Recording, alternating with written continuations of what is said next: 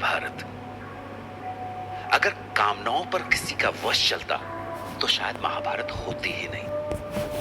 महाराज शांतनु ने गंगा से विवाह किया, पर वो शांतनु को अकेला छोड़ गई और शांतनु उनके वियोग में तड़पते रहे। शांतनु के बेटे देवव्रत से पिता का यह हाल देखा नहीं जाता था, लेकिन वो जब भी पिता से उनके दुख का कारण पूछते तो शांतनु टाल जाते। पर आखिरकार एक दिन महाराज के एक अमात्य ने देवव्रत को महाराज के दुख का असली कारण बताया। राजकुमार देवव्रत, आपके पिता का दुख कुछ ऐसा है कि आप उसे दूर नहीं कर सकते। ठीक है, मैं उनका दुख दूर नहीं कर सकता, पर जान तो सकता हूं,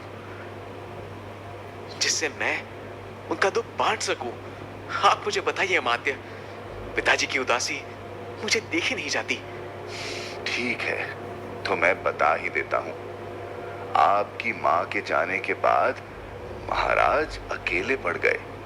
उनके हृदय में प्रेम की जगह आज भी खाली है।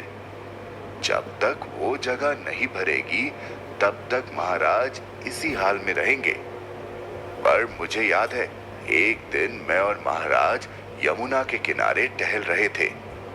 तभी अचानक महाराज को कहीं से कोई बहुत अच्छी सुगंध आई।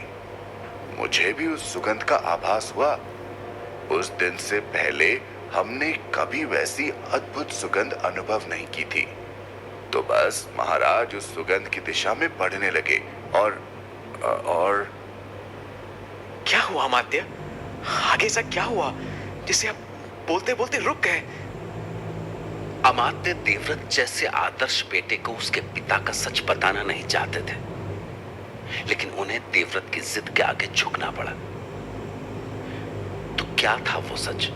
दरअसल महाराज का दिल एक मछुआरे की बेटी पर आ गया था, और वो मछुआरन कोई साधारण स्त्री नहीं थी। उसके बदन की मदहोश कर देने वाली सुगंध मीलों तक जाती थी।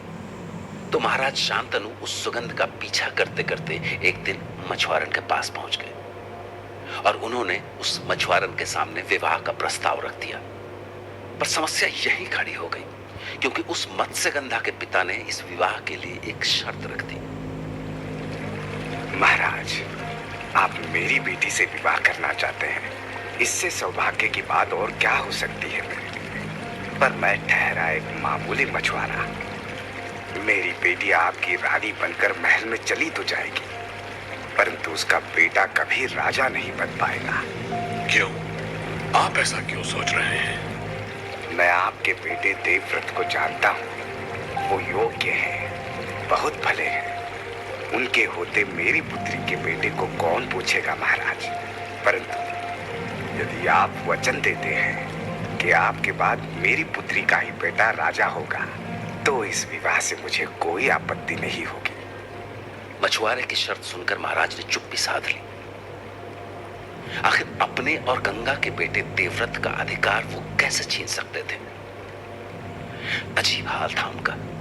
उन्हें मत्स्यगंधा से विवाह भी करना था और देवव्रत को उसका हक भी देना था। तो बस महाराज शांतनु उस दिन से अपने आप में घुटने लगे। लेकिन एक दिन जब देवव्रत को इस शर्त की खबर लगी तो वो सीधे मछुआरे के पास जा पहुंचे और उनके सामने एक कठोर प्रतिज्ञा की। मैं गंगा पुत्र देवव्रत चारों दिशाओं, ग्रह, गोचर और नक्षत्रों को साक्षी मानकर एक प्रतिज्ञा करता हूं कि मैं जीवन भर कभी भी राज पाने का प्रयास नहीं करूंगा। मैं प्रतिज्ञा करता हूं कि मैं जीवन भर अविवाहित रहूंगा। मेरी कोई संतान नहीं होगी। राज सिंहासन पर अधिकार मांगने के लिए मेरी कोई संतान नहीं होगी। हे ईश्वर, ऐसी कठोर प्रतिज्ञा। मैं धन्य हुआ कुमार देवव्रत, धन्य हो गया मैं महाराज शांतनु से अपनी पुत्री का विवाह करने के लिए तैयार हूँ। तुम क्या कहते हो पुत्री? तुम्हारी राय क्या है? क्या तुम तैयार हो इस विवाह के लिए? मैं कुमार देवव्रत की प्रतिज्ञा सुनकर स्वयं चकित हूँ। धन्य है महाराज शांतनु, जिन्हें ऐसा पुत्र मिला, और मैं महाराज की पत्नी और ऐसे महान पुत्र की माँ बनकर स्वयं को धन्य समझूंगी। और इस तरह महाराज शांतनु की कामना पूरी हुई और उसका कारण बने भीष्म प्रतिज्ञा करने वाले गंगापुत्र देवव्रत भीष्म। पौराणिक इतिहास में यह अकेली गाथा है जिसमें एक बेटे ने अपने बाप के विवाह के लिए ऐसी प्रतिज्ञा की। जय महाभारत।